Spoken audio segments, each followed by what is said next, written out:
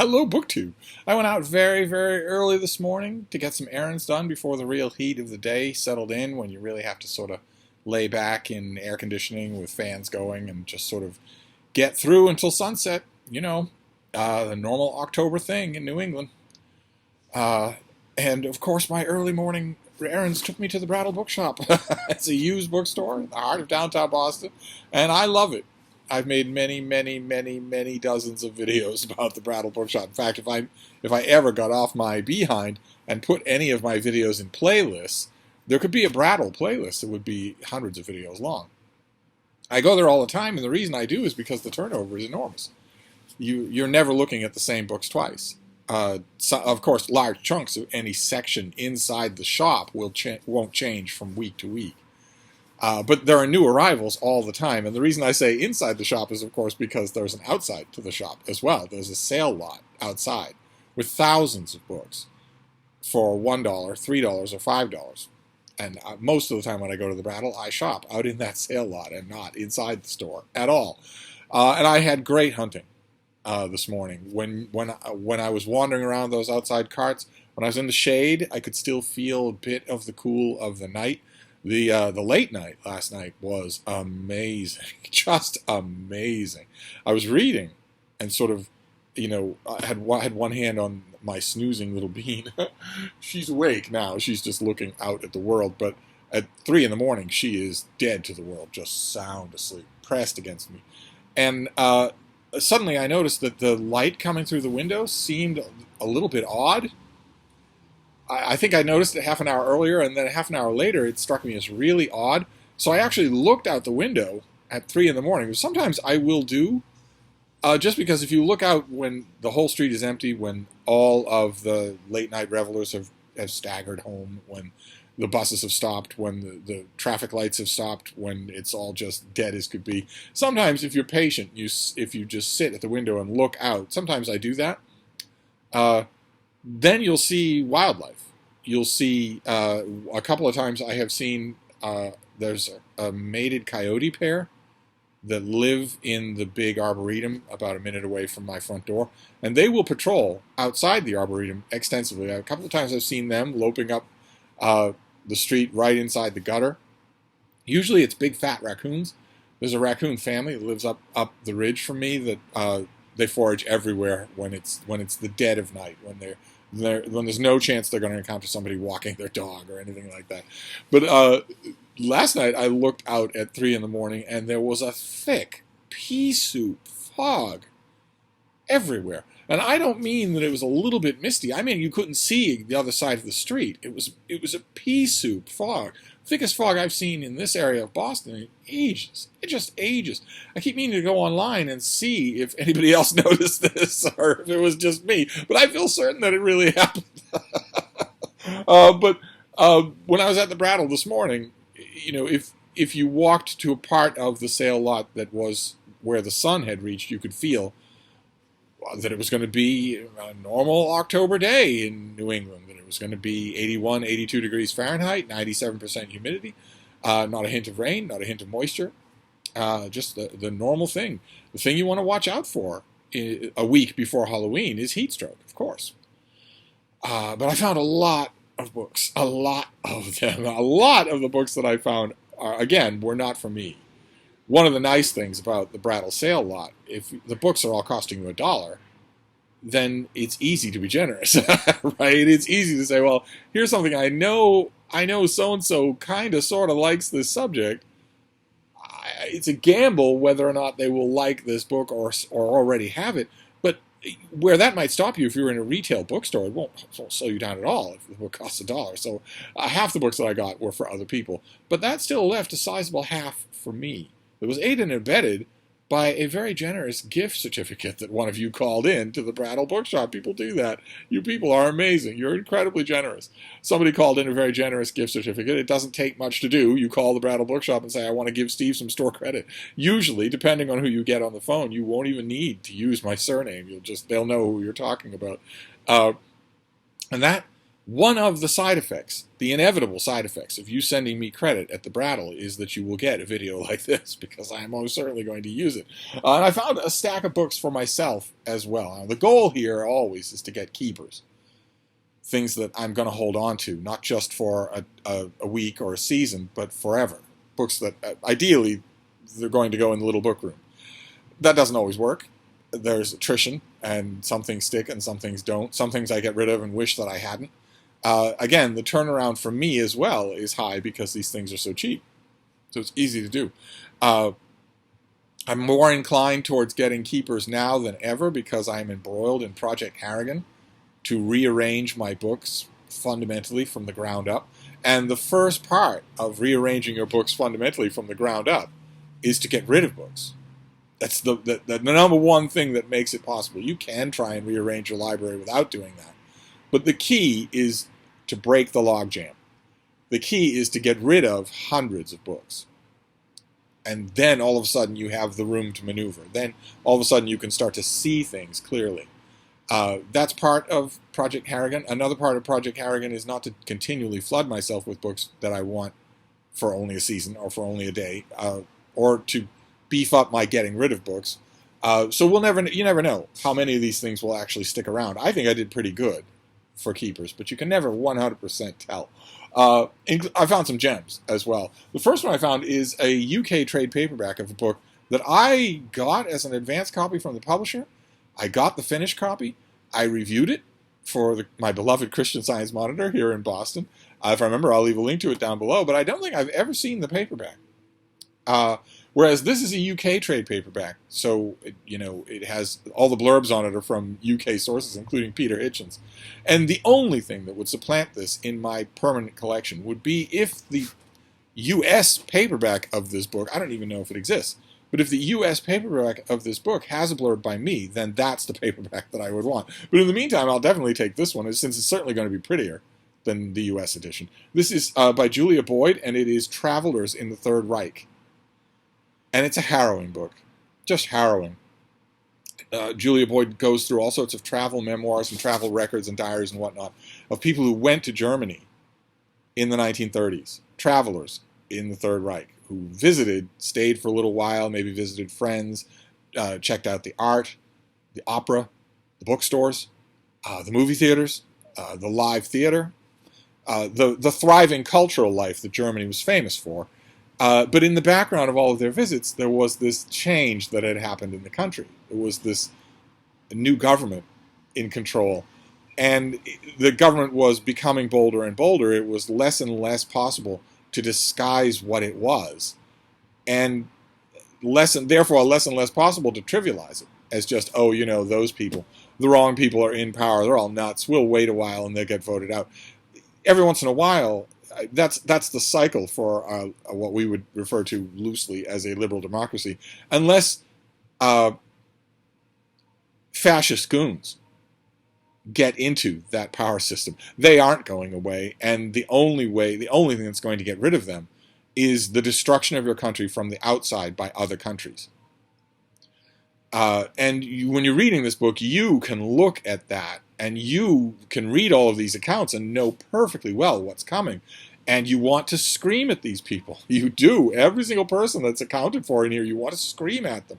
You want to say to them, not only the hindsight of, we have seen the pictures that are unimaginable to you in this book of all the main streets in Germany in complete rubbled ruins.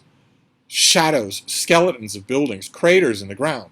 We've seen those pictures. We've seen the people in Munich and Berlin, the ordinary everyday people, the kerchiefed housewives, the mustachioed house husbands who thought they could just ride this out, these new people in power. We've seen the film footage taken by American GIs of those ordinary citizens being pushed in a line with shovels to help clean up that rubble. Brutally, with the assumption just being made and no quarter being listened to that you were guilty, that you were part of all this. In other words, the complete ruin of someone's life. You see that. We know what that looks like, And it's coming for all of these people. And it's not just that we've seen those photos, it's also that when you're reading this book, you get the strong impression that they have seen enough. That by 1935, they have seen enough to know what's coming. And so you're yelling at them not only because you can see those future photographs, but also because you're thinking, you know enough now. Get out while you still can. You have a cousin in France. You have cousins in the UK, in London, who are offering you a chance to come and stay with them. You have a cousin in the US who says, I have 4 guest rooms, one half of the house. That I own it, I don't use it, I would be happy to clean it up, clear it out, and you and your family can come and stay until things settle down in Germany. And you have time and time again middle-class people in Germany refusing those offers. Almost always saying or implying the same thing. Oh, it looks bad now, but it's not as bad as it looks, and it won't get worse, and things will die down, things will go back to normal. This is why I go on the diatribes that I do on this channel. Once your country is Nazi majority, things will not go back to normal. Things will not organically go back to normal. Once your country is Nazi majority, the only thing that will stop that from being true is armed intervention from the outside by other countries, which is not anything that you want to live through. But I loved this book. I have a million Third Reich books. I've read a million more. This is one that I would want to keep. The only thing that would make me think that this is not a keeper is that I've never run across the trade paperback of this from the U.S. If the U.S. copy has my name on it, then it's the copy that I want. Then this next one is a joy. I found it, I think I found this inside the shop in fiction, but it's not fiction. It's nonfiction, and it's absolutely delightful nonfiction of a type that you have seen before on this channel if you've been assiduous about your Brattle book hauls. This is by Lawrence and Marion Averill, and it's called Pie for Breakfast. And it's the story of really Lawrence Averill, who was a psychology professor for years and years, and then he retired to Ancestral Acres, his jokingly pretentious name for his boyhood farm / home in extreme rural Maine. And he goes up there to try and renovate the place in order to make it livable, in order to live in Maine, in order to retire to Maine. And at first, when he finds the place, it's a nightmare. I don't know if Pie for Breakfast was ever made into a movie. It really should be. But along the same lines as Mr. Blandings builds his dream house. It's just delightful. The author goes up alone, then he brings his wife up, and they have all kinds of adventures with wacky neighbors and intrusive wildlife and all kinds of other things, all told in very bright, accessible prose. Okay, there you go. There's the author and his wife. I know what some of you are thinking. Some of you are thinking this is trick photography. That is the author cross-dressing as his wife, but they're the same person. But no, it's 2 different people. And this is an absolutely delightful book. Not really fiction, although I imagine some of the anecdotes have been polished to a state of quasi-fiction. So happy to have it. I read this eons ago. This was in a friend's house, 1953. Yeah, I think I read this eons ago in a friend's small book collection, and thought how utterly charming that was, and then I completely forgot about it. And then, because of the magic of the Brattle Bookshop, there it was suddenly in front of me. So I would gladly revisit it. Then we have something. This is a revisit for this channel as well. This is science fiction, and it's a thing that I have talked about before on this channel many times. I've praised it before on this channel many times, but I didn't know, or maybe I did know and just sort of forgot, that there was ever a trade paperback. And because it's illustrated, the trade paperback is a much better thing than the mass market paperback. This is Gordon Dixon, and this is Spirit of Dorsai, winner of virtually every award science fiction has to author. This is it's set in the world of Gordon Dixon's future of humanity, in which humanity has spread out to 8 little colony worlds, and each world has its own speciality, something that it can do well. There are the friendlies, and there are the exotics that are sort of the philosopher deep thinkers of the human community, this Earth, of course. And there's also a planet called the Dorsai, which is home to a people called the Dorsai. And the Dorsai homeworld is split into family cantons and is an extremely brutal place. It's not hospitable. It doesn't have agriculture. It doesn't have anything in the way of any valuable resource to export to the other human worlds, except for the military skill and ability of its people, of its sons and daughters. So in this world, the Dorsai hire themselves out as mercenaries, and they're unbelievably proficient. And there's a certain amount, because they live on the planet and because the planet is harsh, there's a certain amount of lightly hinted at eugenics going on. The Dorsai tend to be bigger than other people. 3rd and 4th century Dorsai tend to be bigger, better, stronger, faster. They tend to be natural warriors. It seems to have just worked into their blood. And this is a larger trade paperback that still has the gold gilt of the cover. And it's heavily illustrated. The book has black and white illustrations all throughout. And those are in the mass market paperback, but they work a lot better in a trade paperback. And this book has 2 stories. One is about Amanda Ap Morgan, one of the key figures in Dorsai history, and also a descendant of hers named Amanda. That's one of the stories, Amanda, which is quite good, all about guerrilla warfare and guerrilla resistance. And the other story in this book, it's 2 long stories and a couple of intervening things. The other long story in here is called Brothers. And it's my favorite thing that Gordon Dixon ever wrote by himself. The short story that he wrote with Keith Laumer called Call Him Lord, I think, is even better. But Brothers is the highlight for me of not only Gordon Dixon's writing, but also his Dorsai writing. He went on to write. He wrote Dorsai books, a lot of them. I think they lose their way. I think they get bloated and diffuse and self-important and self-regarding. These things are still very much interested in telling a thrilling story. And Brothers is the story of a Dorsai expeditionary force that has been sent to the planet Sainte Marie, which has just had a civil war and is barely recovering from that. And a violent faction, one of the violent factions in the civil war, is still very much active and doesn't like the fact that the Dorsai have been called in and wants to restart the civil war and maybe win it this time. And the Dorsai expeditionary force is led by 2 brothers, Ian and Kenzie Green. The Greens are an old family on Dorsai, and the Green brothers are identical twins. But they are completely different, as we're told in this book and in the book Dorsai and in a bunch of other books. They're completely different in personalities. Kenzie is outgoing and warm and jovial. They're both gigantic. But Kenzie is warm and human, and Ian is extra not. He seems unfeeling. He seems like he's made of stone. And at the beginning of the story, Brothers, Kenzie is assassinated. A sniper's bullet takes him out. No one knows who it is. No one knows why. But suddenly, the people of Sainte Marie who hired this Dorsai expeditionary force are suddenly starting to feel a little afraid, because the Dorsai don't answer. They have taken a contract. They have taken money, but they don't answer to anyone when one of their own has been killed. And they're much, much more dangerous than anyone else that you want to cheese off. And the Dorsai leaders have been talking throughout the story with the civilian leadership on Sainte Marie, including the chief of their police. And what the chief of police mentions, one of the Dorsai is known to him as a friend. And he says, "I thought I knew Charlie Ap Morgan. In his cheerfulness, he seemed more human, less of a half-god of war than other Dorsai, like Kenzie or Ian.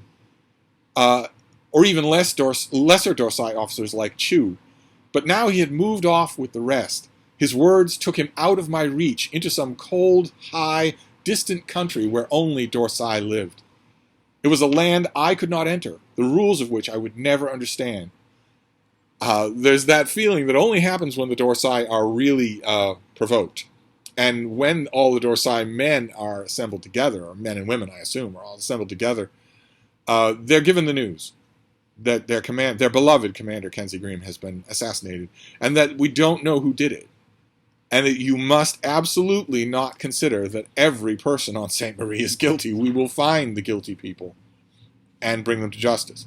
but you will not take out your grief or anger about your commander's death on the whole of the planet. And keep in mind, this is a planet that has a military and a police force. It's just these warnings are issued because even the head of the police knows he has no chance. His men are little children's toys compared to these Dorsai warriors. And if this expeditionary force gets angry, well, then that's it. That's all there is to it. And when the men are told that, they are then told to dismiss, and they don't. Instead, they start murmuring a song about an incident. Gordon Dixon tells us. It was a song of the young colonel who had been put to death 100 years before when the Dorsai were just in their beginning. A new Earth city had employed a force of Dorsai with the secret intention of using them against an enemy force so superior as to surely destroy them utterly, so rendering payment for their services unnecessary while at the same time doing considerable damage to the enemy. Then the Dorsai had defeated the enemy instead, and the city faced the necessity of paying, after all. To avoid this, the city authorities came up with the idea of charging the Dorsai commanding officer with dealing with the enemy, taking a bribe to claim victory for a battle never fought at all. It was the technique of the big lie, and it might even have worked if it had not made the mistake of arresting the commanding officer to back up their story. The city leaders arrest the Dorsai commanding officer 100 years ago, Colonel Jacques Chrétien, and they hang him. They put him to death to underscore their lie. They know perfectly well there was a battle fought. They know perfectly well the Dorsai upheld their end of the mission, but they're desperate to get out of their payment. They're weaselly civilians, as the Dorsai would say. And the Dorsai men start singing a ballad that was sung about that incident. They little knew of brotherhood, the faith of fighting men, who once to prove their lie was good, hanged Colonel Jacques Chrétien. 1/4 of Rochemont's fighting strength, 1 battalion of Dorsai, were sent by Rochemont forth alone to bleed Helmuth and die.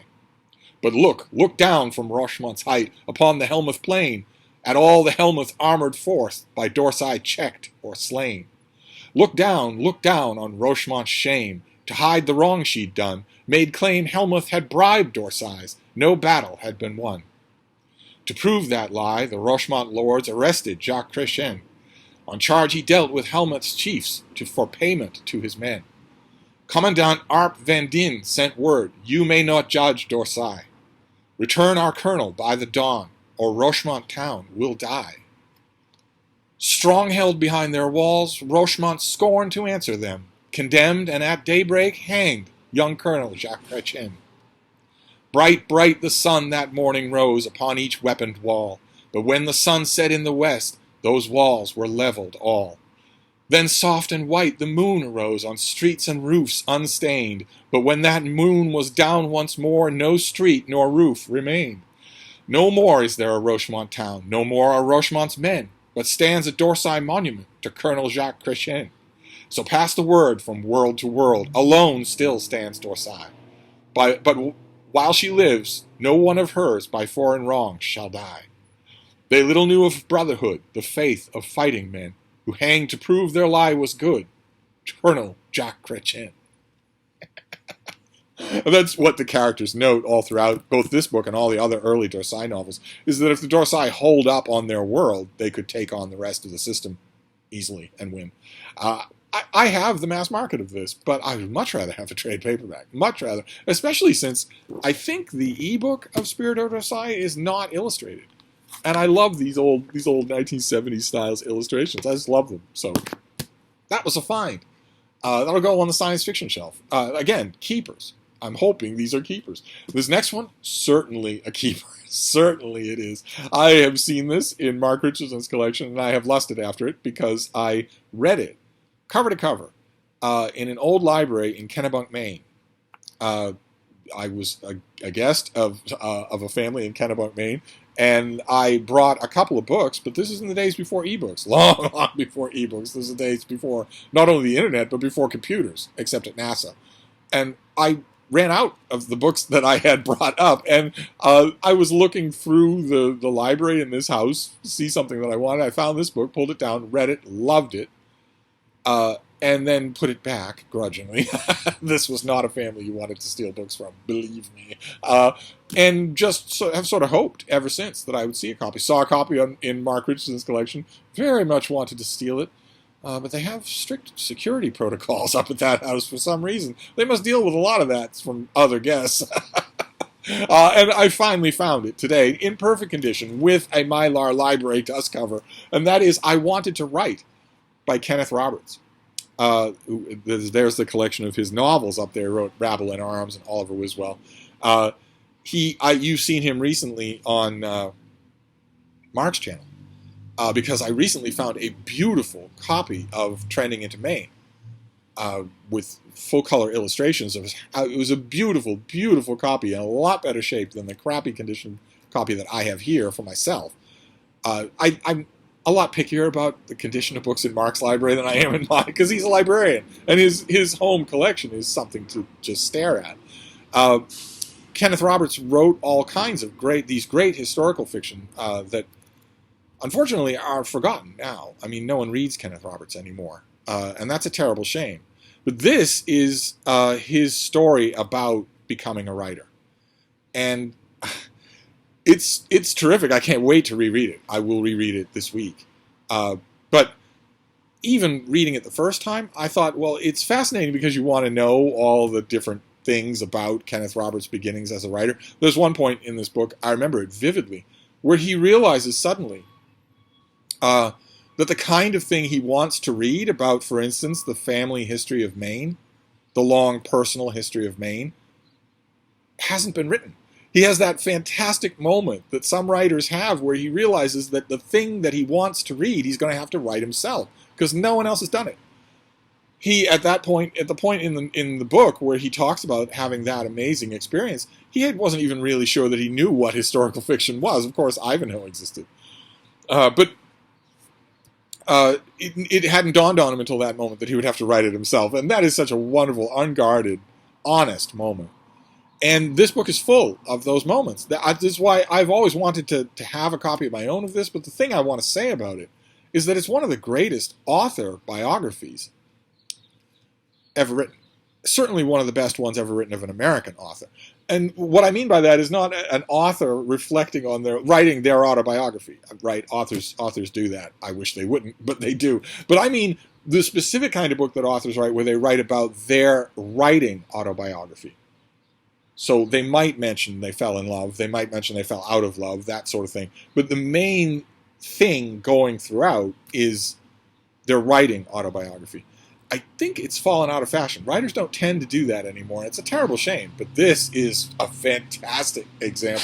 Starts off with Roberts writing for, the college newspaper, and then he spends a little bit of time at the dear old Boston Post. Not the Boston Evening Transcript. I always talk about an old dead Boston newspaper called the Boston Evening Transcript that I really wish had a big biography of its own. What a wonderful, ramshackle, fantastic place that was. The Boston Post, almost as great a story. An amazing, amazing story that no one has written. I don't even know if the records still exist or where you would find them. To write about all of the people that were involved. All of the, Kenneth Roberts wrote a column for them for a while. The Boston Post won a Pulitzer. The first Boston newspaper to do that.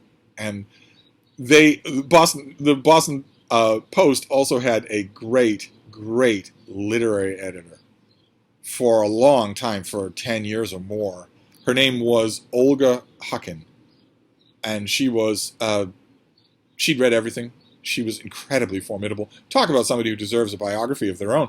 I don't even know if Olga Hucken ever wrote a book of her own. I don't even know if she wrote a memoir like this that some small Boston publisher took and printed, or whether or not her letters her papers are collected anywhere. I have no idea.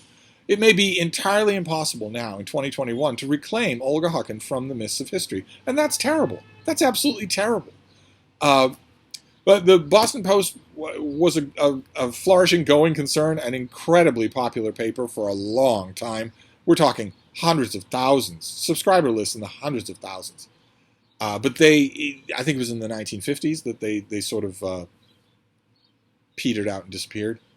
Uh, and so they're long gone. But Kenneth Roberts wrote for them, and he in the early parts of this book he writes very affectionately about dealing with their editor, dealing with the life of being a columnist, all that kind of thing. Little bit. I'm sure that I will be rereading those parts this week with a little bit of extra attention. The idea of being a print newspaper books columnist. I will probably be reading that with extra attention. But then it's all the rest of it. Then it's the whole rest of the story. Where does a writer write? Can you make a little writing room of your own? You're going to need one. Every writer needs one. Almost. Jane Austen might not have needed one, but everyone else is going to need one. You're going to need a room of your own, maybe a little building of your own, a little writing shed or shack. Plenty of writers have done that. Kenneth Roberts made plenty of those in his lifetime. And also his connection with Owen Wister, who is now completely forgotten. He's even more forgotten than Kenneth Roberts, but he's responsible for getting Kenneth Roberts to take a lot of the writing chances that he took. And I, for one, I don't know how many more devotees there are out there. Mark and I could talk for 2 hours about the wonders of this author. I'd be willing to bet there aren't many other people out there who know his works well enough to really smile about them. But all the wonders of those books on this cover, so much of the wonders in those books is owed to a writer named Owen Wister, who is, or am I? Here, hang on a second. I may be having a brain moment here. Yes, I am having a brain moment, but it's not as bad as it seems, because it isn't Owen Wister. Owen Wister is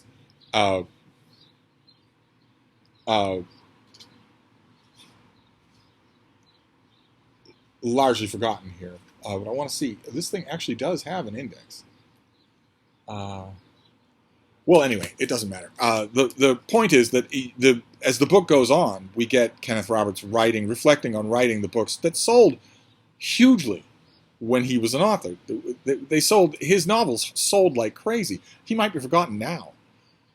But I firmly believe, as I say all the time, that if you were to find Oliver Wiswell or Rabble in Arms, or something like that, Northwest Passage, at a flea market, or an attic sale, something like that, if you were to find one of those and give it a try, I bet you'd see why this author was so popular. And I've wanted this book, a copy of my own, but I assumed that I would get a crappy copy, and this is in perfect shape, with one of these Mylar things. So fantastic. That was also a big find of the day. Then this next one is, it's bothering me because I'm having a brain moment about the established writer who encouraged Kenneth Roberts to write. Mark is probably yelling the name at the screen. I want to say it's Owen Wister, but it could have been Ham Garland. It's one or the other, but it doesn't matter in one sense, because whether it's Owen Wister or Ham Garland, they're both forgotten. They're both completely forgotten. Once upon a time, big names, now gone forever. Then this next one is not a find of the day. You see this at used bookstores all the time, everywhere.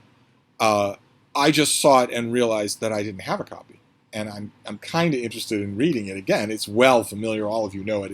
It's an Instance of the Finger Post by Ian Pears. Great big historical novel that is split into 4 parts.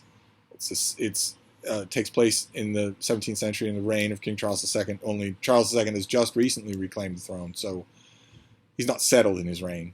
And it's a bravura piece of narrative writing, because Ian Pears thinks, well, I have a story. There is a story at the heart of this book involving a very unfortunate woman and the birth of medicine, including the birth, horrifically, of blood transfusions. There is a story at the heart of this book, and Ian Pears thought, well, what if I never give you the story? What if instead I have 4 very different people, all of whom are deceiving themselves to one extent or another, tell their own versions of that story? And you just have to sort of triangulate where that story is by reading all of those different things. It requires a huge amount of attention, but oh my, does it pay it off. Oh my, does it ever. I don't know of any other book quite like it. And Ian Pears never wrote anything else like this, and I think he knew. that this was going to be the greatest thing that he ever wrote. I love it, and I saw it at the Brattle and realized I don't have a copy. And the last copy I had was a mass market paperback, and you don't really, with a book this size, I don't really want that because I'll tear it apart. Accidentally, I'll just pull it to pieces, so I don't want to do that. And then this next one is National Geographic, also in a Mylar library sheath to it. I love these books. I have quite a few of them. They have a 2-volume set on American birds. They have a set on ancient Greece and Rome. They have a book on the Vikings, the Middle Ages, and the wild animals of North America. And this is their volume on England. They don't make these anymore. This is This England from the National Geographic Society. And it's just full of what it is. What these volumes are is, I don't think this one has any original artwork. That's the Queen. Very young Queen. This one doesn't have any original artwork. A lot of them do. The Greece and Rome one, for instance, is full of original artwork. But what these... what's going on? There we go. What these books are basically a collection of National Geographic articles on the subject, all put together in one book. I also have, naturally, the one on dogs. These are the old National Geographic, very colorful, very chatty, very folklory, very urban legendy. Very... let me get you a classic. Is this? It can't be. Okay. Well, this is just a college scene here. I almost want to say that's Jacob Rees-Mogg, but I must be wrong. I know that in one of the articles, maybe not in this volume, but at this time, is a picture of a very young Tony Blair just sticking his hand up. But you're gonna get archival, great National Geographic photos like this, and it's not. I guess what I'm trying to say, it's not history any more than the dog book, Man's Best Friend, is natural history, or that the volume on Greece and Rome is scrupulous history. It's not really that. It's more. Gee, I don't know how you describe it. If you're familiar with the old National Geographic, then you'll know what I'm talking about. The new National Geographic is not really like it. The kind of long, give you the flavor of a place article that National Geographic used to do at least one of those pieces in every issue. They're much more scientifically oriented now. But this is just a collection of various England-related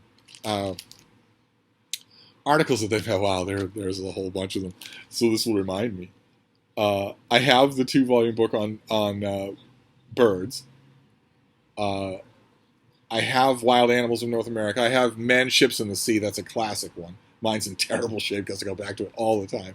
And I have my Man's Best Friend. And now I have this one. I don't have them all together. But I got rid of this because somebody wanted the copy that I had. They were over here for an evening and just said, can I walk off with this? So I used to have guests over here, and they would, once the wine was flowing, if they'd been here a few times, they would feel free to do that. They knew my answer was going to be yes, and so they did. But now this is in better condition than the volume that was hoisted from here. And then finally we have the last thing, also a find, and whereas this England volume is not scrupulous history, this next one is, to put it mildly, this is the Landmark Xenophon's Hellenica, from this Landmark series from Pantheon Press, which has an ancient text, in this case the Hellenica of Xenophon, with tons and tons of maps. You get maps all throughout here. Every single tiny detail. The Hellenica, yeah, there you go. You get the broader image and then inside the detail for exactly what's where and who's where when in the narrative of Xenophon writing about the Peloponnesian War. And just so this followed the Landmark Herodotus and the Landmark Thucydides. The Hellenica covers the years between 411 and 362 BC, a particularly dramatic period during which the alliances among Athens, Sparta, Thebes, and Persia were in constant flux. Xenophon was an Athenian who participated in the expedition of Cyrus the Younger against Cyrus's brother, the Persian king Artaxerxes II. Later, Xenophon joined the Spartan army and hence was exiled from Athens. In addition to the Hellenica, a number of his essays have survived, including one of his on his memories of his teacher, Socrates. This is a new translation by John Marincola, and it includes not only the Hellenica, but also two other ancient histories dealing in ways that overlap and some that don't, with a lot of the exact same incidents here. Marincola translates those other texts, puts them in the back here, and then lines them up as to what coincides with what. Let me show you what I'm talking about here. He lines all of these texts up so that you can see what's in which text and what's in another versus what's in Xenophon. Amazing, because it allows you, as the introduction here tells you, it allows you to spot check Xenophon's accuracy. Xenophon wasn't trying to fool anybody. His history isn't as accurate as we would want it to be now, but he wasn't trying to lie. He was trying to set out the story of his times. I got this because I feel sorry that I have, over time, gotten rid of all of my landmark editions. I have the landmark Julius Caesar, but I don't have the landmark Herodotus. I don't have the landmark Thucydides. I don't have the landmark Arrian, even. And I want them all. And they will. The Brattle will provide. Those will turn up. I have the landmark Julius Caesar, and in just a month, another landmark volume of Xenophon will be out. I believe he will become the first landmark author to have 2 volumes. We've talked about it on this channel. The landmark Xenophon's Anabasis is coming out later this year to sort of close out the year. Very much looking forward to it. And that will give me all, basically, aside from his treatise on Sparta and his bits and pieces on horsemanship or on Socrates, it'll give me Xenophon's 2 major works. Both in landmark editions, so that I can actually see what he's talking about. So this is going to sit on a shelf right next to the landmark Anabasis once I get it. So there you go. Good Lord, a huge video. Very sorry about that. This is a Brattle haul in the cool of the morning. I'm starting to get overheated right now because it's way too hot to make videos. But we have the landmark Xenophon's Hellenica. I want to get all the landmark volumes back. I can't believe I voluntarily got rid of my landmark Herodotus. That just chaps my hide. Then also This England from National Geographic, an instance of the finger post by Ian Pears, not a find of any kind, but I found that hardcover, that trade paperbacks and mass markets just don't serve for this book. It's just too big. Then I Wanted to Write by Kenneth Roberts. Going to be so good to revisit the whole book, but also to revisit the Boston Post. After all this time. The story of Boston's great newspapers. Such a shame that it's just not written.